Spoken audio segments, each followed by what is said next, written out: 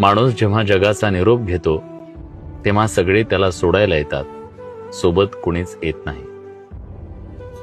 अपवाद फक्त झाडाचा, जे लाकूड बनून आपल्या सोबत येतं.